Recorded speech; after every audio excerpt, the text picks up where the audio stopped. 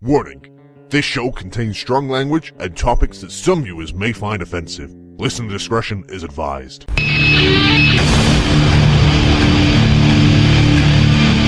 It's my life in the box in front of me. Taking talk in my arms is the soul of me. You walk by, ask to see me lay face down.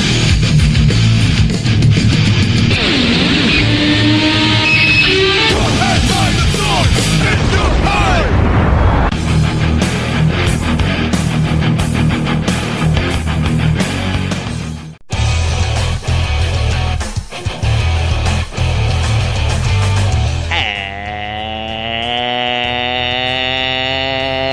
Hello, wrestling fans, and welcome to another edition of the Suplah. I'm Andy Kwan, and with me, as always, is Liam Dunn. Your British accent, mate. Oh, that's beautiful. That is like audio candy. That your British accent, not just your Andy impression, but the British accent is top notch. I must say. Okay. I've never heard you, like, whenever I've asked you to do a British accent, you always tell me, like, no, not gonna do it, move on. I'm under the impression it's terrible. Well, no, that was quite good. You did sound like Andy after he went through puberty. I can't do a just normal person British accent. I have to either be talking like Andy or Michael Caine. I don't know if that's a good thing or a bad thing. It's probably not great. I'd love it. I would love it if you came over here and you tried to blend in, and the only thing you could do would go, "Would you like the martini or the Lamborghini?" "I'd like the Lamborghini then." A Lamborghini then. I don't know why that always makes me laugh. But Anyway, welcome yes. to the Suplah. I'm actually Carmine Antonelli, and with me is Liam Dunn. Yes. Hello. I have a story to start off this week. Of course you do. What do you mean? I always have a story. Exactly, that's why I said, of course you do. That's what you were getting at. Oh, okay, right. That's what you were getting at. Oh, like usual? What do you mean? I always do. Yeah, that's okay. No, okay, right. I watched Lucha Libre for the first time. Lucha Libre? What's the Lucha Underground? That's it, Lucha Underground. Lucha Libre is just the Mexican wrestling genre. So you just watch some Mexican wrestling. Well, I mean, I wasn't off. I wasn't far off. Well, I mean, technically you weren't wrong, but you meant to say you were watching a specific company. I watched, what was it, the Mexicans, you know. Yeah, I watched Lucha...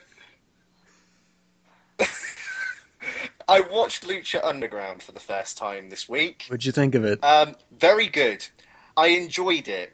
However, What? they have probably, in my personal opinion, the single worst backstage segments Oh, no. in any company I think I've ever seen in my life. I love them. No, it doesn't fit the style of professional wrestling, I don't think. Well, no, but it's also, like, at the same time, it's just so different that I love it.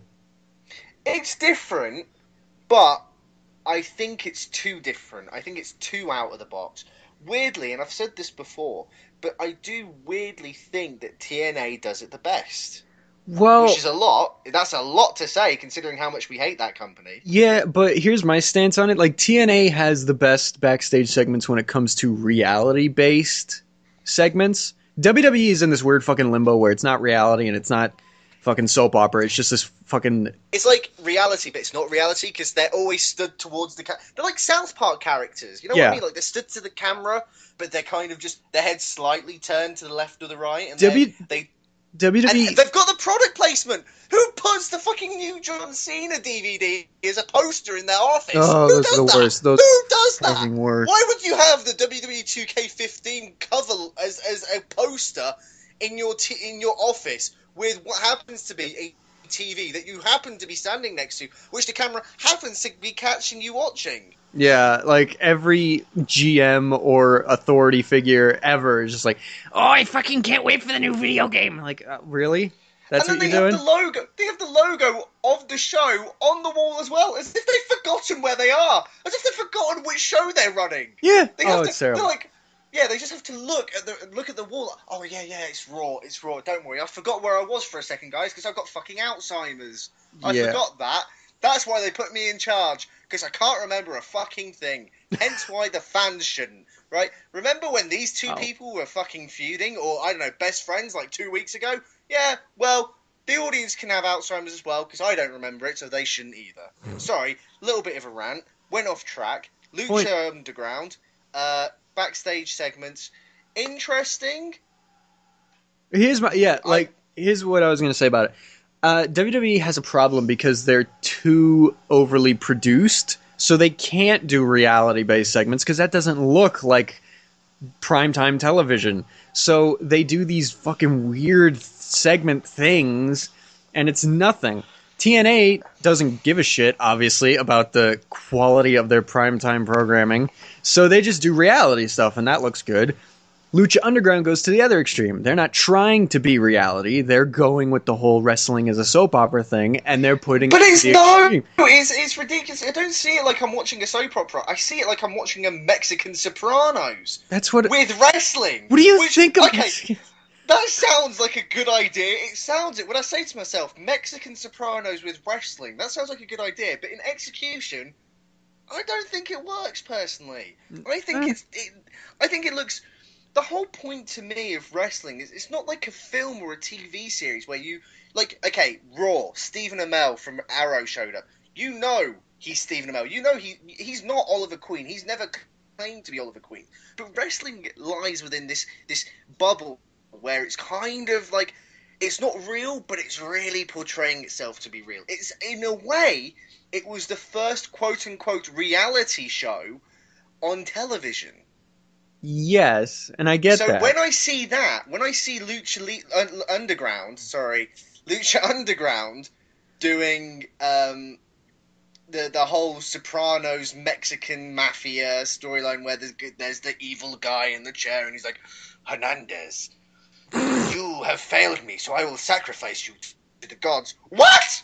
I will sacrifice you to the gods! There's no sacrificing to the gods. There was. It was like, the gods will be angry. It's like, I know this is made by Mexicans, but I don't know if they're just being racist to themselves. Well, no, I think there's this whole, like, weird... Oh, hang on, sorry, we just got Solid Snake in the area. Yeah, don't worry about that. So...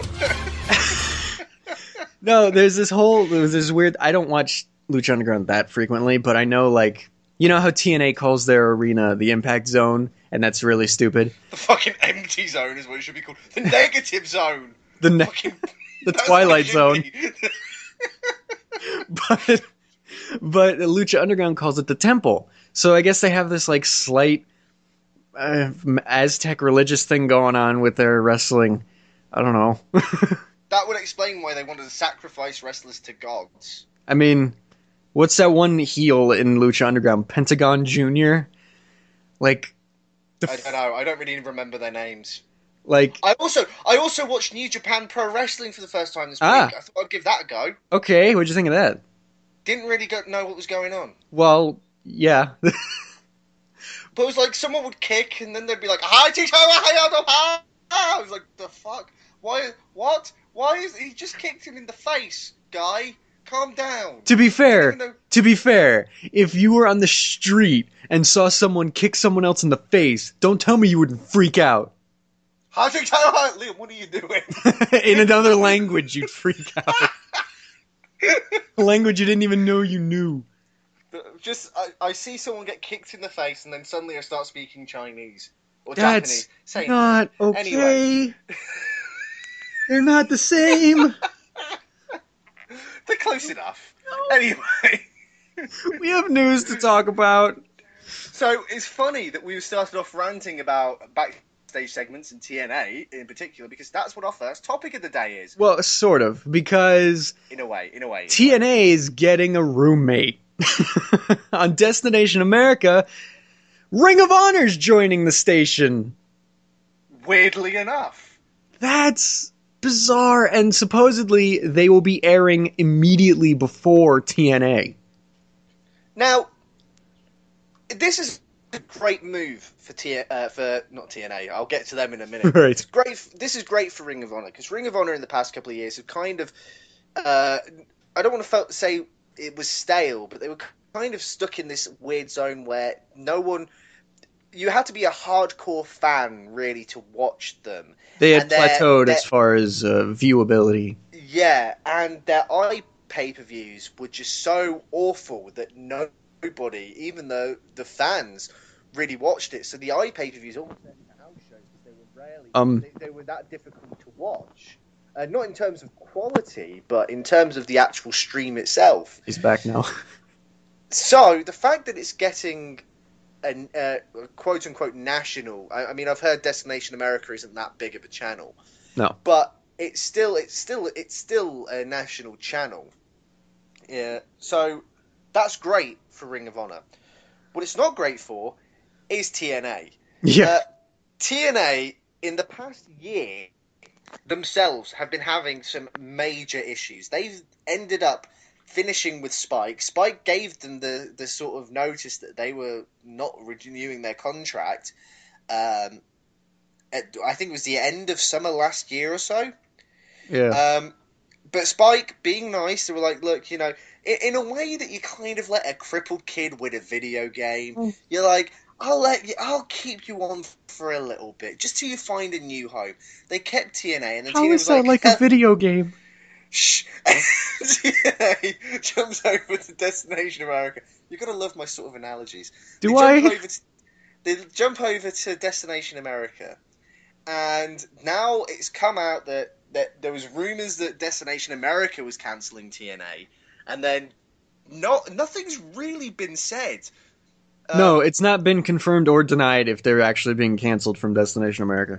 Yeah, I mean, Destination America has said that it was being thought about, but the decision hasn't gone ahead yet. And TNA has just not said anything at all. And we haven't discussed that rumor on this show yet. Like, they just got there, and there's already rumors that they're going to be canceled.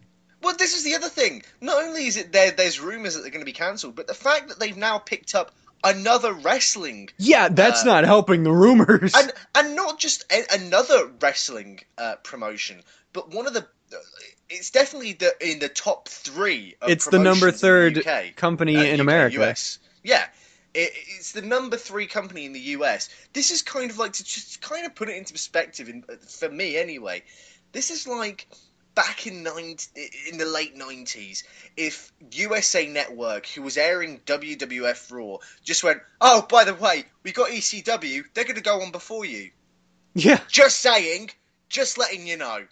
If I was a wrestling fan who turned on Destination America and Ring of Honor started playing, and, you know, I watch Ring of Honor, it's over, cool, I got my wrestling fix for the day, oh, what's this? There's another one immediately after? Well, I guess I'll give it a shot, see what happens. You know, about 10 minutes in, I'm going to realize it sucks, and I'm going to shut it off, and I'm never going to watch it again. No. Because now I don't have to. And to me, I do think that we had heard rumours, and it was just rumours. We want to reiterate the fact that it was rumours, that TNA was getting cancelled. But... the fact that Ring of Honor has now been picked up and is basically in the same time slot as TNA, that says a lot for how Destination America, I think, see TNA. There's 2 ways, I guess, you could see it. They could think that wrestling is a big territory, that it's got a market, an audience, so they've picked up another show to broaden that. But my argument would be, well, if that was the case, why didn't they give TNA another hour of programming? Right. If they were that confident in TNA, they might be confident in wrestling, but if they were that confident in TNA, they would give them another hour of programming. It's like how USA gave Raw another fucking 3rd hour, which it doesn't really need. No. But there was that, you know... They thought that there was obviously a demand for it, so they gave it them. They didn't say USA didn't go, well, this wrestling thing's popular. Let's get Ring of Honor in and put that before Raw. They didn't do that. They gave Raw another hour because USA had faith in that product. Whether that was misplaced faith, who knows? But if Destination America was so high and mighty on TNA, they wouldn't bring Ring of Honor in. That would be like bringing in, I don't know, KFC next to a fucking Burger King. Yeah, I mean, like, and I think that just goes to show, there is no faith in TNA. Like, this whole, like, process of elimination, it's unnecessary, because there is literally no faith in TNA. Let's have Kurt Angle as the world champion, because the channel said so, and then this channel's gonna go around and say, you know what? That's a bad idea. There's actually no good idea in your company. No, there's no good idea. And it's to the point now where some of the biggest names in TNA have left the company, right? Yes. So let's go back nearly, 9 years. And I remember, I forgot the pay-per-view, I think it was Unbreakable. It was AJ Styles, Christopher Daniels, Samoa Joe, triple threat match, right? That was the quality of product that they were putting on back then. They were small, but you know what? No one cared because they were good. Right. They weren't great. But you know what? No product is great. Right. Well. But you look at it now. AJ Styles has gone off, starting breaking necks all over the world. I don't know what the fuck Christopher Daniels is doing. He's probably masturbating into He's in Ring of Honor with Kazarian. Oh, the irony. The sheer irony of that is amazing. And Samoa Joe has fucked off to NXT. We'll talk about that in a minute, because this could go full circle with the news of Samoa Joe. We'll talk about Samoa Joe in a minute, because that's a different topic, but we can incorporate it into this conversation. Right. But I stand by the fact that if Destination America was that into TNA, they wouldn't have brought Ring of Honor on. They would have given TNA another hour of programming. I'm not saying they would have turned Impact into a 3-hour show. Ugh. They could have done a British boot camp, or fucking Tennessee boot camp, or fucking wank-off competitions. I don't know. They could have done something. Yeah, it's just, like I said, it goes to show there's absolutely no faith in TNA, including people in TNA, because Christy Hemme is leaving TNA, so... That's another one! They're all leaving! And it's funny, this is the first time since, Christian or Booker T, where we've seen a former WWE star who's gone over to TNA and is now leaving TNA. Right. You know what I mean? Like, you look really at TNA, it's Kurt Angle, Bobby Lashley, MVP, and that's really it. And you know what's funny? I'm going to go look at their roster right now. They all made their names in another company. Yeah. Well, so you also got Eric Young. Oh, I'm sorry. The one half of the Knockouts tag team champions. Really? What the fuck? The guy who they only gave a world title to because they were like, he's our Daniel Bryan. Look, he's bearded. He's got a beard. He's like Daniel Bryan. Yeah, and now I think there's like a Survivor Series type match between him and Kurt Angle. Because that makes sense. That makes total sense. I think it's Team Angle versus Team Young. Team Angle. I thought WWE had that copyrighted. Probably. I don't think TNA cares. The Team Right Angle. You know, World Champion Kurt Angle. The tag team titles are currently vacant. Brilliant. That's always great. The X Division champ is Kenny King, and Knockouts champ is Taryn Terrell. But they still got Abyss and Austin Aries and Bobby Roode, because those two haven't done shit in forever. So the stars that they have made aren't really doing anything. And they have Bram. Who? And Chris Melendez. I actually don't know these people. And Crazy Steve. Hang on, Crazy... This sounds like a created wrestler from 2K15. He's from the Menagerie. This is Sorry, has someone just made a created wrestler and hacked him into TNA? And DJ Z. Coming to the ring, Crazy Steve. Crazy Steve. I'd love it if Jeremy Borat said that. Drew Galloway. You mean? Hang on. You mean my thingy McIntyre? Drew McIntyre. I'm angry and I'm Scottish. The chosen one in TNA. Your Scottish accent is fun. I want to hear that again. Can you say it again? No. Can you say that one more time, please? Please. No. Okay, we got more of the roster. We got Eli Drake. What? Remember him? Who is this? Who? Remember Gunner? Oh God, I forgot about him for a reason. And I forgot his... and Homicide. Homicide. What? I thought. What is going on? And Koya. Sorry, what? It sounded like you just made a noise. It's Koya. No, the stupidest name on their roster is Mandrews. Let's get that out of the way. What? Mandrews? Yeah. Tyrus and King Mo and James Storm. James Storm. Okay, right. Okay, TNA. We need to kick this company off its fucking life support now. We've dragged on the misery long enough. I think it's just turning into a joke. I think Micah's a very serious wrestler. I genuinely think that that Destination America. I think everyone has just been keeping this company alive just to laugh at Dixie Carter and the creative team. That's my theory. I think it's a conspiracy. I think they're doing it on purpose. You know how, like, The Room is such a bad movie? We're comparing TNA to The Room. Oh, no, I'm genuine. I'm being serious, right? The Room is such a terrible film, but it's so good. You know what I mean? Like, yeah. It's you can't stop watching it. You can't stop talking about it. I don't think TNA has that problem.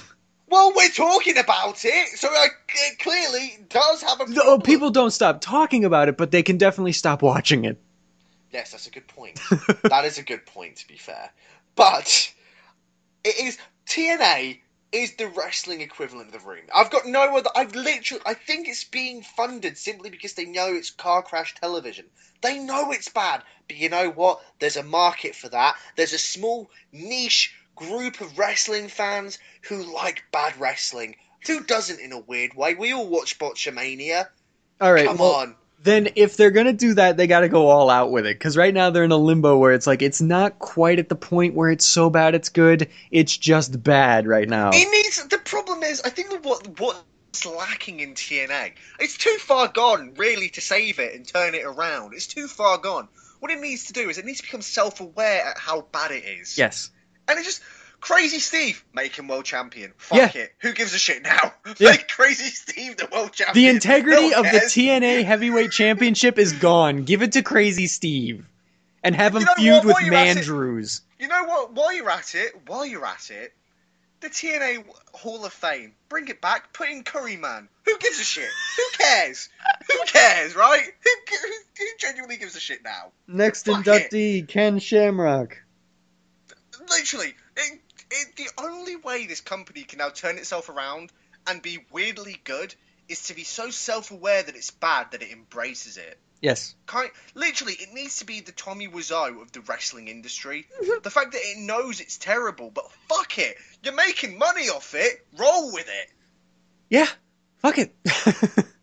Being serious, right? Just Dixie, self-awareness, realise how bad the product is, fucking run with it. There's a niche market for that. I'd watch it.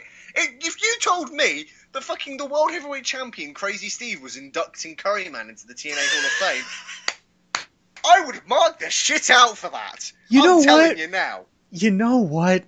Their name is Total Nonstop Action Impact Wrestling. Brilliant. If I didn't know better, I'd say that was a parody company anyway. Exactly. Just go with it, guys. Honestly, just go with it. I genuinely think I've literally just come up with the way to save TNA. And because it's too far gone to turn it back round. It is. There's no way it's ever going to be a good product. Its image, its reputation has been so tarnished that you can't turn it back round. So you know what?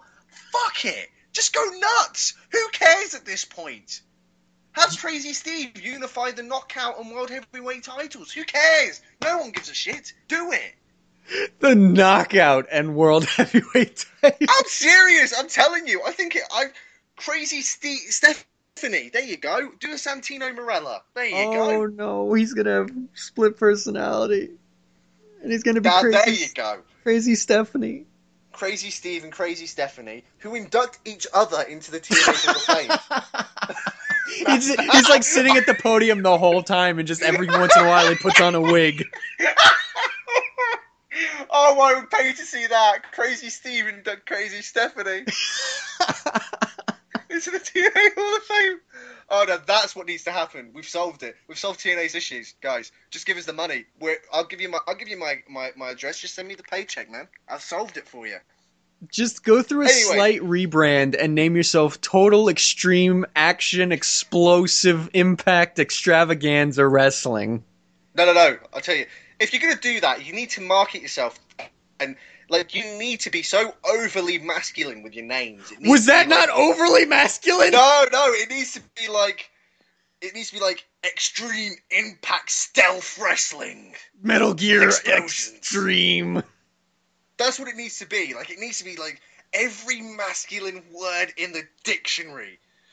Extreme bearded stealth wrestling with stakes and lumberjacks, bitch. That's what it needs to be.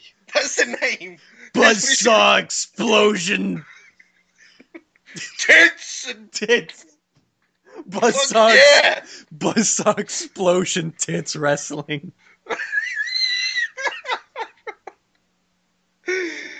Oh, anyway. BETI Wrestling. It does. What we've been talking about kind of does link in with the next bit of topic, because Samoa Joe is now in NXT. Kind of. Speaking of buzzsaw tits, there's your Andy segue for the week. Speaking of buzzsaw hits. Anyway, so, Carmine, would you like to tell everyone the news of Samoa Joe? Because I'm sure they've seen Samoa Joe on NXT. Yeah, but well, maybe they don't know his deal. I actually don't know his deal in its entirety, but for those of you who didn't catch his debut at NXT TakeOver Unstoppable, the main event was Sami Zayn versus Kevin Owens for the NXT Championship. And the match ended in a no contest when Kevin Owens powerbombed Sami Zayn into the apron, enticing the medical staff to come in. But Kevin Owens would continue to attack Sami Zayn, eventually getting him in the ring with a steel chair. And as he hit Sami Zayn with a steel chair, some unfamiliar music started playing. And here comes Samoa Joe, the only man since Kevin Owens' debut to intimidate Kevin Owens, scaring him out of the ring. And that's all we've seen of him so far. But why don't you enlighten us about his deal?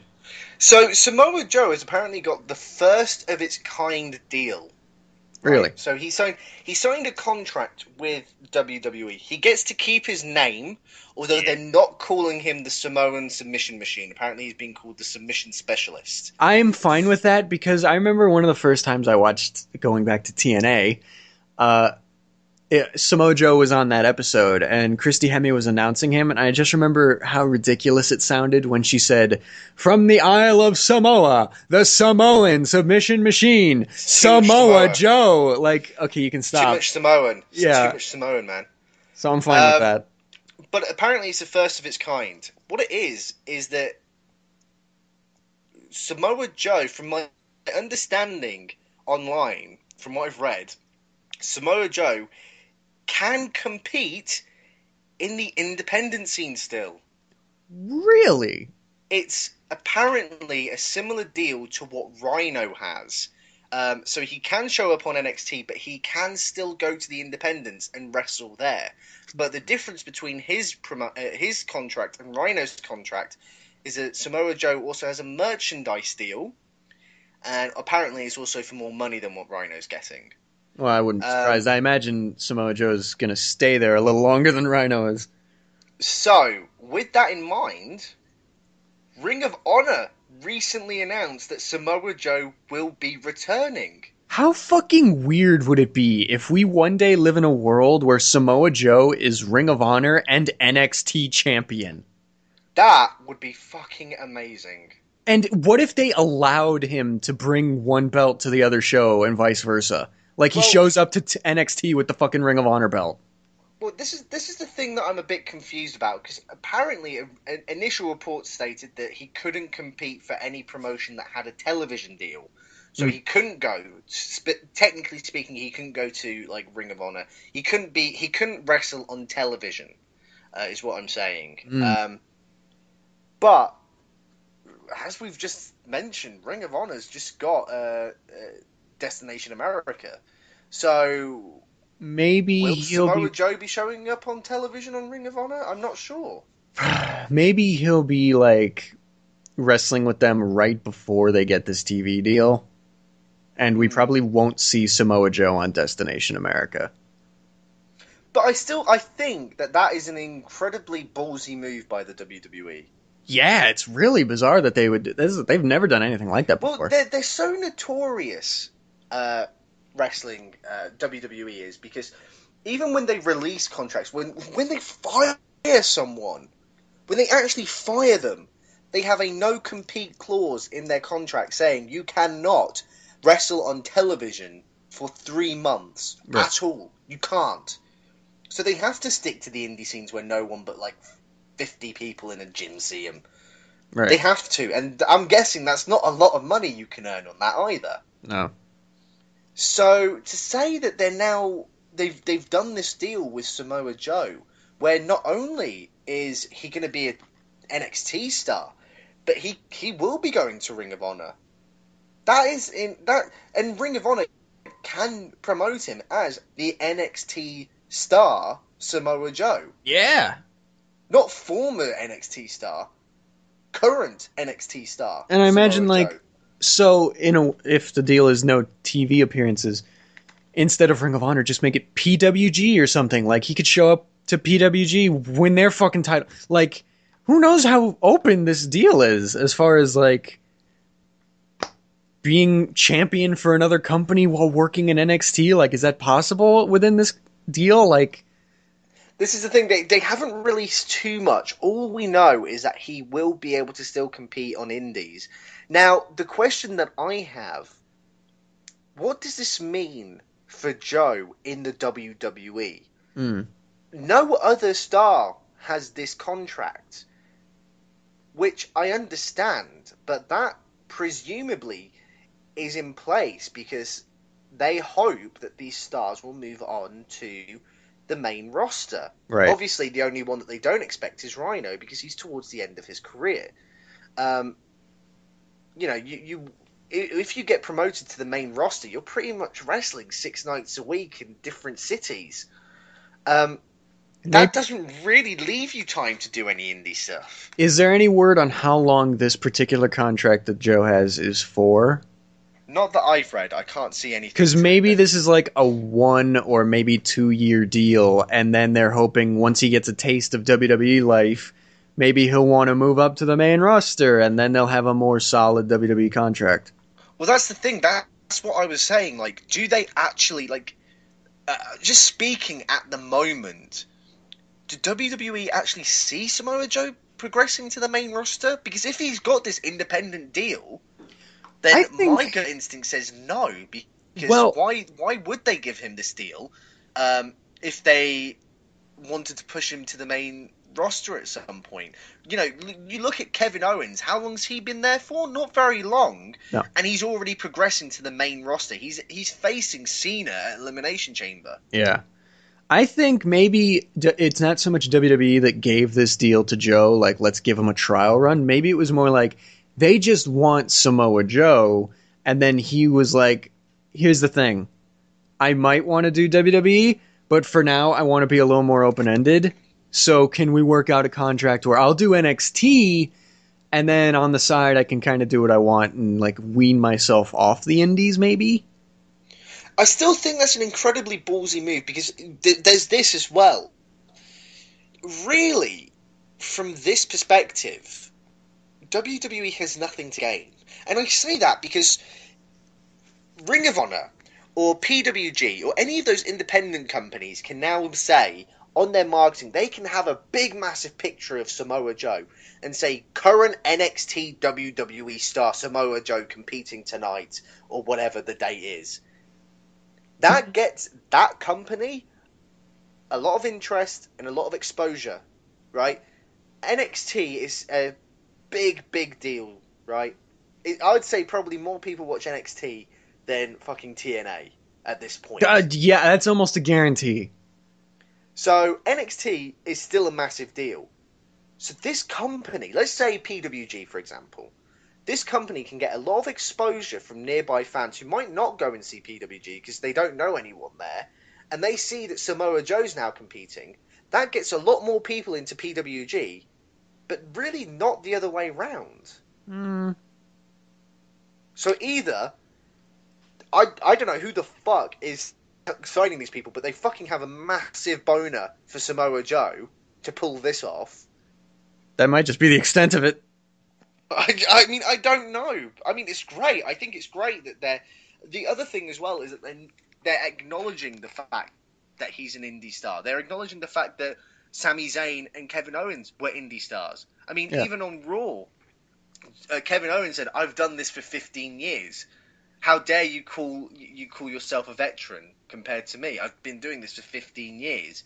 Which really is longer than Cena's been on the main roster for. Yeah, he said it to Cena. Like, I'm so glad someone finally fucking said it. Like, Owen's like, I've done this longer than you. Shut the fuck up. Yeah. So they're acknowledging that. And then Samoa Joe had an interview with, I think, Renee Young. And he said, "I fought Kevin Owens all over the world." Yeah. I mean, back in the old days, WWE would have marketed that as the very first time they had ever clashed at all. They'd even seen each other. Yeah. Maybe with a sort of quite like a small wink to the audience. You remember when Matt Hardy called Chris Harris the Wildcat or something? I don't know. You remember that? Yeah. Like, that was a little wink to what he did, but they never outright stated who he was, because he was Braden Walker, who started there for 3 weeks and then just fucked off.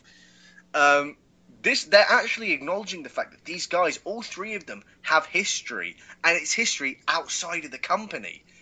WWE is kind of acknowledging the fact that they're not the only wrestling promotion in the world anymore. Yeah. That's what they were doing since 2002. Yeah. And What the hell is an indie? Yeah, they're like, an indie? What? You mean there's a company where only they wrestle in school gyms? What? This doesn't make sense. Well, That's so insignificant, it doesn't even count. Yeah. I mean, to be fair, WWE still doesn't really acknowledge TNA's existence, but fucking at this point... Why would you? Actually, that's another thing I wanted to bring up about this whole Samoa Joe thing, because Josh Matthews went on Twitter and was fucking furious, because he was like, how would anyone in WWE know who Samoa Joe is if they ignore TNA's existence? Hashtag hypocrites or some bullshit. And then my first response was, you know Samoa Joe's been in other companies, right? He has been in Ring of Honor. WWE has named... No, the thing is, WWE has this odd relationship with Ring of Honor where... Yeah. They don't... They acknowledge them, but they don't really, like, do too much with them. Like, they've name-dropped Ring of Honor a couple of times. Oh, yeah. I remember when Matt Hardy came back after being fired, he said, "I'll see you in Ring of Honor," before security kicked him out. And then there was Punk's pipe bomb. Punk's pipe bomb. But also in Punk's DVD, they have... like, interviews with Ring of Honor people. Yeah. So they've always known Ring of Honor was there, and they've never really acted badly to Ring of Honor. And guess what? Samoa Joe was in Ring of Honor. Yeah, he was a Ring of Honor champion. So to say that TNA is the only place anyone would have heard of Samoa Joe is actually insanity. But it does make me wonder, because we were talking about CM Punk, and it does make me wonder, what if CM Punk was signed 10 years later? Let's assume he was 10 years younger, his career started 10 years later, and he got signed to the WWE, not in 2005, but in 2015. That's a weird world. It's a weird world, but I guarantee he would have got the same sort of contract that Samoa Joe would have been given. If he didn't go first, then he would have seen what Joe did and definitely would have went for the same deal. Would CM Punk have been as disgruntled with the company and the industry in general if he was given this sort of contract? Dude, that actually makes a lot of sense, because if Punk was showing up now, I don't think him and Triple H would have butted heads as much as they did. It's funny, isn't it? And I think WWE's starting to kind of learn their lesson at this rate. I stick by my point that I say, really, they don't have anything to gain from this themselves. They don't get any extra exposure. Someone who sees PWG isn't going to go, I don't know what this WWE thing is for. What does that mean? World Willy Wankers? That's 3 W's. What is wrong with you? Go back to school. Do you not know how to read? You twat. What is that? Anyway, I guarantee someone who goes to see PWG probably knows what WWE is, but not the other way around. Well, yeah. However, maybe this is a new procedure that they're doing in order to, entice these guys who might not really be these fans of the WWE schedules and their work ethic. It might be a way to encourage them. Would CM Punk, I guarantee he'd been given the same offer, would he have had such a terrible time? Oh, I just thought of something. Okay, you know how like a while back, like I think 6 months ago, the Young Bucks had an interview where they were like, well, we were gonna do it, but we get more publicity in New Japan and shit than we would have on NXT, so we just decided not to, plus the money's not as good in NXT. What if this is like WWE's way of trial running a contract like this so that they could some point in the future get people like the Young Bucks who think like that? I think so. I think Samoa Joe could be the trialist of this contract, and I hope it goes well, because could you imagine some of the stars that they could get if this is a case? Because I think, for example, just throwing it out there, Austin Aries, he's coming to the end of his contract with TNA next month. Right? Could you imagine? Could you imagine if Samoa Joe's deal was so successful, they gave the same one to Austin Aries? Fuck, man. Oh my god. Forget about Raw. Forget about SmackDown. NXT. Samoa Joe, Austin Aries, Kevin Owens, Sami Zayn. Bring back Adrian Neville. Pull him from Raw. No, don't go to that extreme. But NXT is literally becoming the perfect blend of indie and mainline production. It's like the only way I can describe it is like, so you know how, okay, you know Disney, for example. Right. Disney has another film production company called Touchstone, which is more for independent adult sort of audiences, but more independent stuff. Right. Quote unquote independent. This could be their version. It's like how 20th Century Fox has Fox Searchlight. It's for more independent filmmakers who don't fit the studio mold. This could be their way of doing it. NXT could be their sort of that independent company owned by a bigger parent company that can pump a shit ton of money in it. And I'm not talking about fucking Panda Energy, which is a fucking energy drink that no one gives a shit about. I'm talking about the world's biggest wrestling company with basically, what I'm trying to say is, it's an independent company, but with WWE money. Exactly.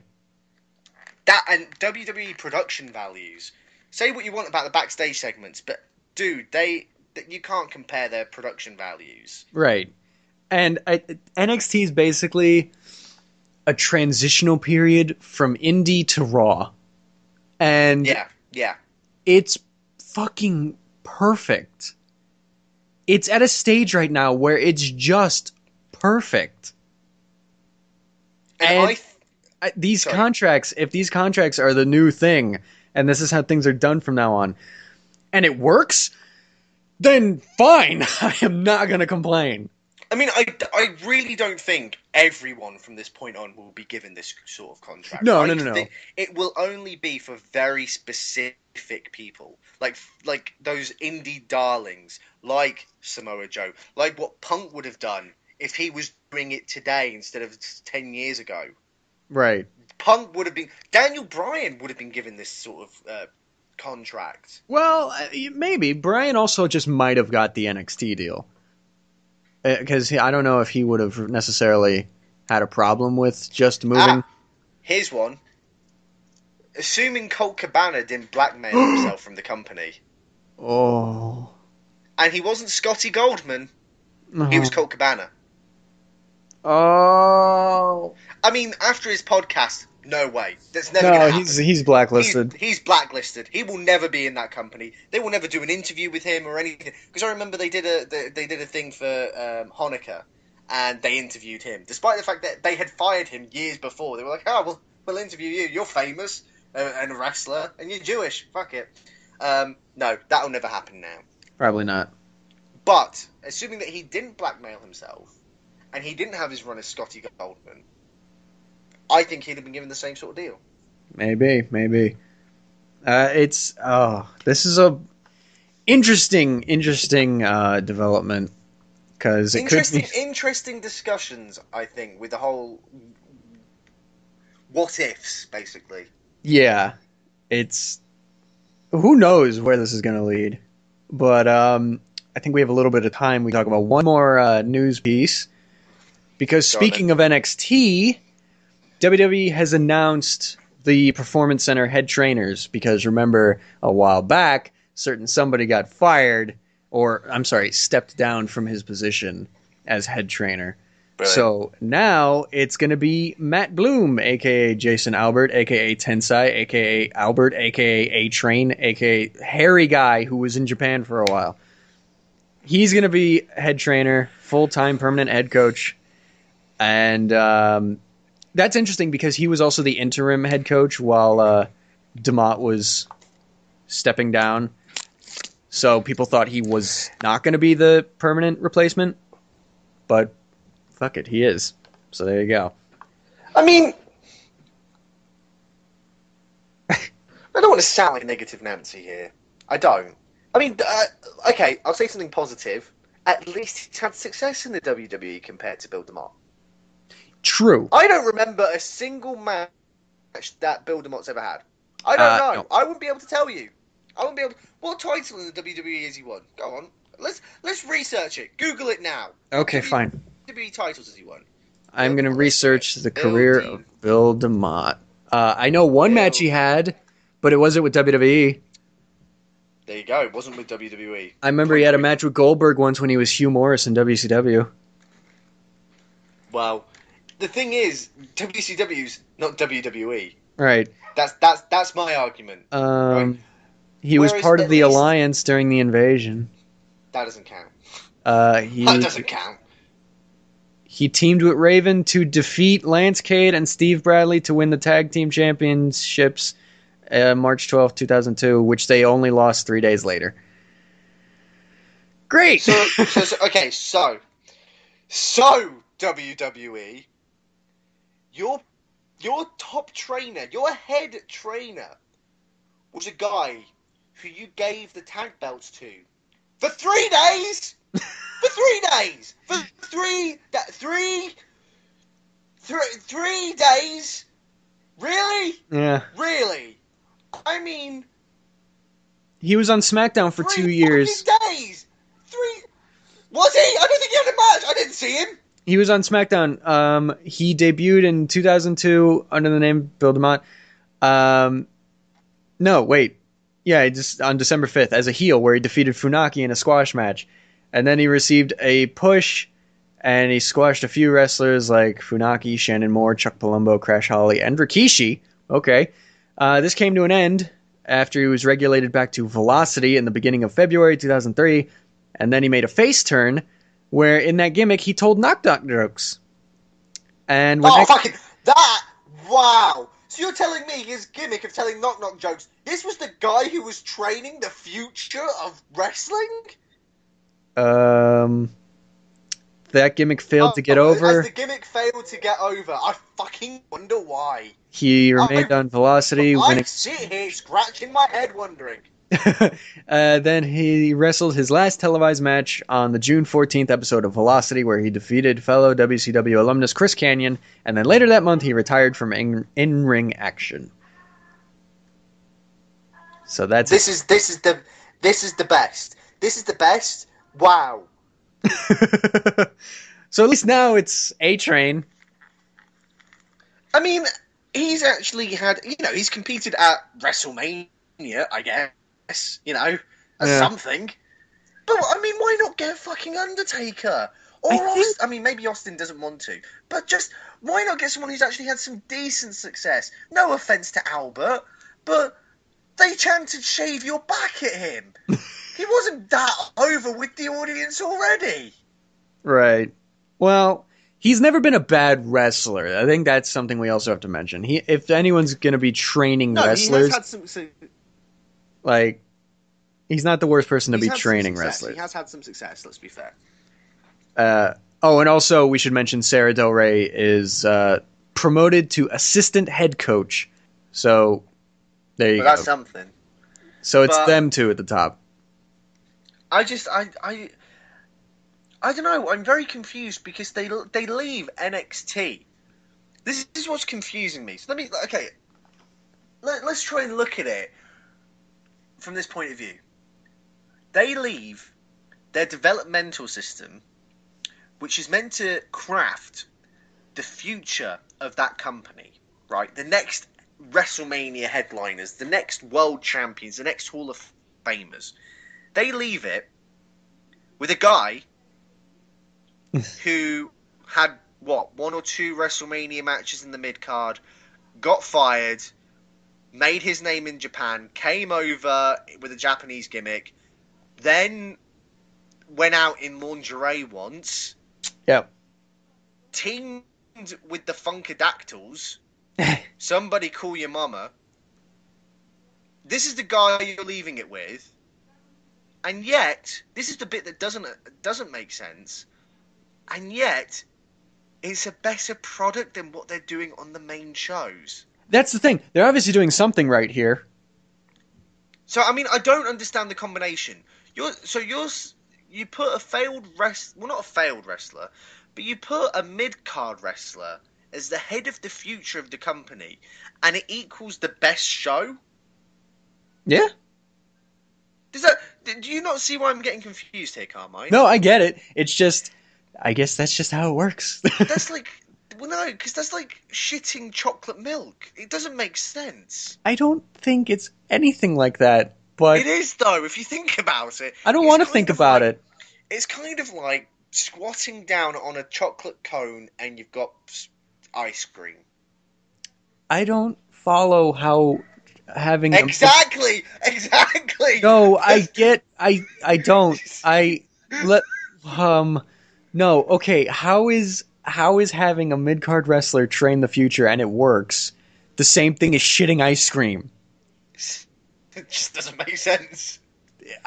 Not in the same way. You can't argue that fact. It doesn't make sense. No, it's true, though. No matter what you say, what I said is true. You can't deny the similarities between the two. There's one similarity, and that's that they're weird. Exactly. Point is, he's obviously doing something right. But you also have to keep in mind that a lot of the people that are in NXT right now have been wrestling for 15 years. So they've already been trained. And this Performance Center training is more for people like Roman Reigns, who when they first got there didn't know shit. Yeah, good point. Which is weird because he's from a wrestling family. You'd have thought he'd have known something. And he might have had some innate abilities that they just worked with. But I mean, like, it's more for people... That's all he could say. Or like Baron Corbin is a better example, because he had no indie experience. He just started from scratch. That's what the Performance Center's really for. So we have to see how people like Baron Corbin turn out and stuff like that, because right now NXT is headlined by El Generico, Kevin Steen, Samoa Joe, Sami Callihan. It's not the same as if it was being headlined by fucking Enzo and Baron Corbin. But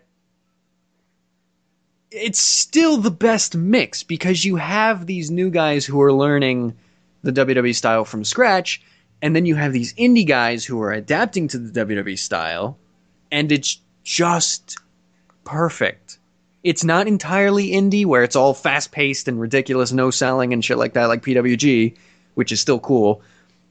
But it's also not entirely raw, with Kane and Big Show and Mark Henry and fucking Fandango and Adam Rose.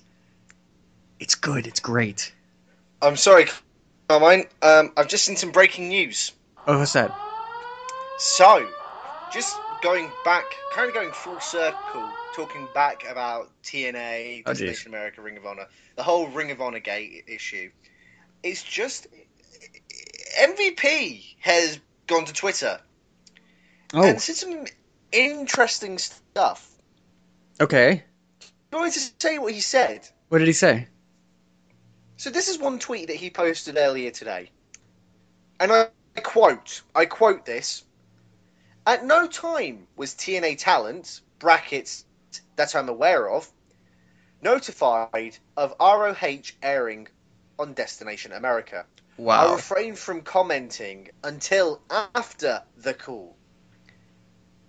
6 minutes later, he tweets again. So, he goes, sorry, I'll start this again. I need to quote it properly. I need to have some gravitas to this. Yeah, so, promoters, book MVP now at gmail.com. Whoa! So, What?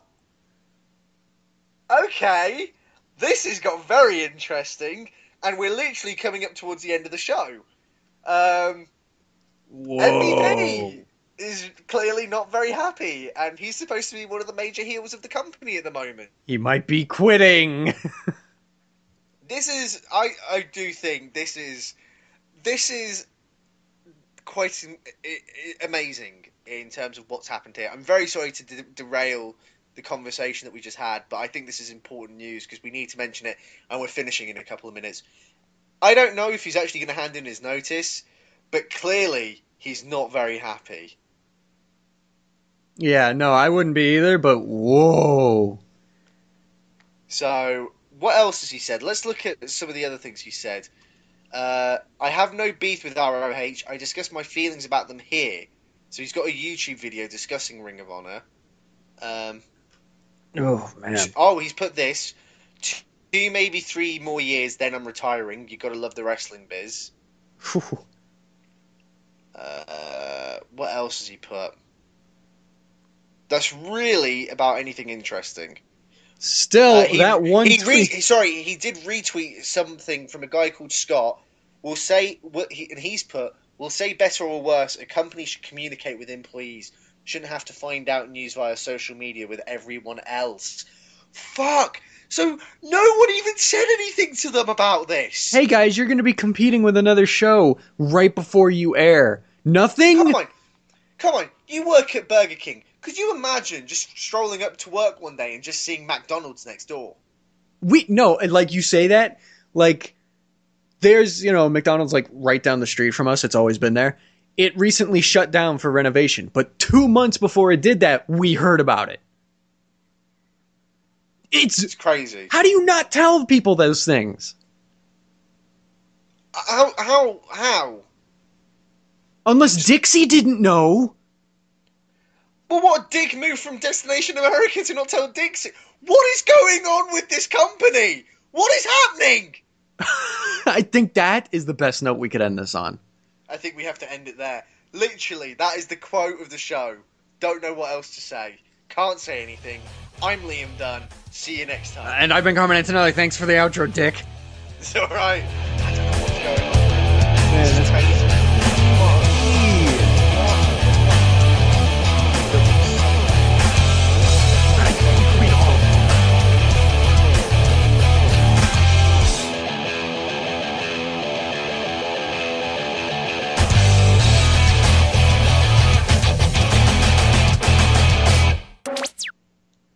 To be fair, we've been saying, okay.